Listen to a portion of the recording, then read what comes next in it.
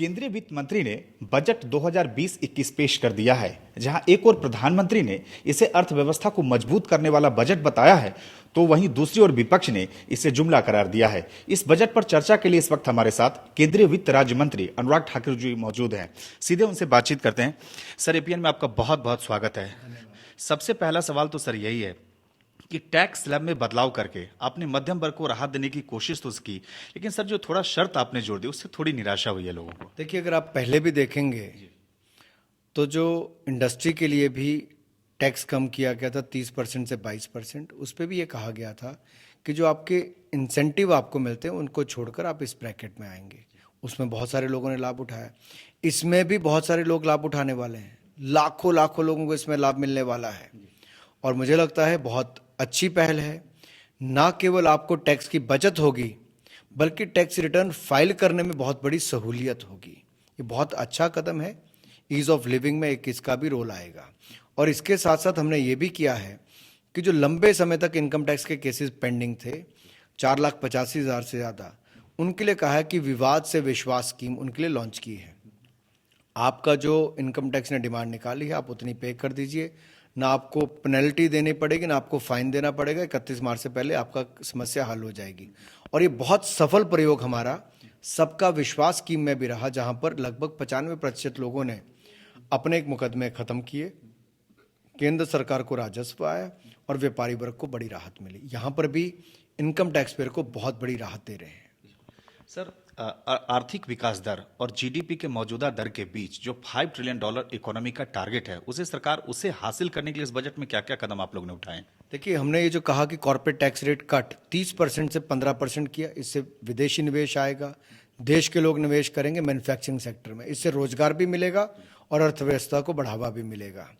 इसके अलावा जो 103 लाख करोड़ रुपये हम निवेश कर रहे हैं अर्थव्यवस्था के प्रोजेक्ट में, आधारभूत ढांचे में, इससे और बल मिलेगा। जब सड़कें बनेगी, रेलवे लाइन बनेगी, आपके अस्पताल बनेंगे, बाकी सब कुछ होगा, इरिगेशन की बनेगी, तो रोजगार भी मिलेगा, अर्थव्यवस्था को भी बढ़ावा मिलेगा। इस तरह से एग्रीकल्चर सेक्टर में आपकी आय बढ़ाने के लिए, दुगनी करने के लिए हर कदम उठाए जा रहे हैं।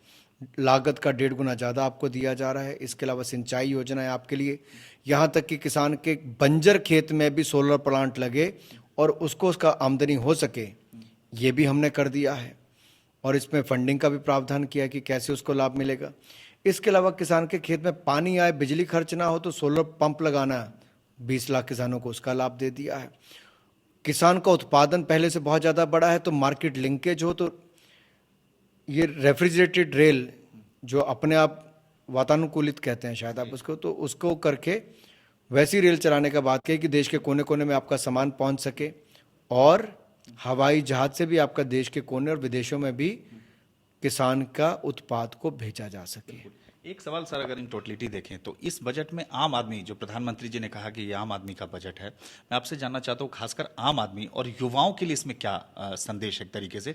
और इसी से जुड़ा सवाल अनुराग जी, चूंकि अनएम्प्लॉयमेंट एक ऐसा मसला है जो विपक्ष हमेशा आपसे सवाल करता है कि उसको बढ़ाने के लिए सरकार ने इसमें क्या लिया। पहले तो मैं कह दूं, आम आदमी के लिए 2,27,000 करोड़ की तो सब्सिडी केवल 3 सेक्टर्स में है, फूड में, फर्टिलाइजर में और पेट्रोलियम में। और इसके अलावा जो हमारे अनुसूचित जाति है उसके लिए 83,000 करोड़ रुपए की योजनाएं हैं। जो हमारी अनुसूचित जनजाति उसके लिए लगभग 53,000 करोड़ की हैं। नॉर्थ ईस्ट के लिए 60,112 करोड़ के लगभग की योजनाएं हैं। महिलाओं के लिए लगभग 1,19,632 करोड़ की हैं। तो बच्चों के लिए 96,000 करोड़ रुपये से ज़्यादा की योजनाएं अलग अलग डिपार्टमेंट्स में हैं। तो हर वर्ग के लिए है। युवा स्टार्टअप्स शुरू करना चाहते हैं। पहले हमने उनको 3 साल की 100% डिडक्शन दी, अब हमने 5 साल की 100% डिडक्शन दे दी। एंजल टैक्स का उनका इशू पहले का रिजॉल्व कर दिया, लॉन्ग टर्म कैपिटल गेन का रिजॉल्व कर दिया।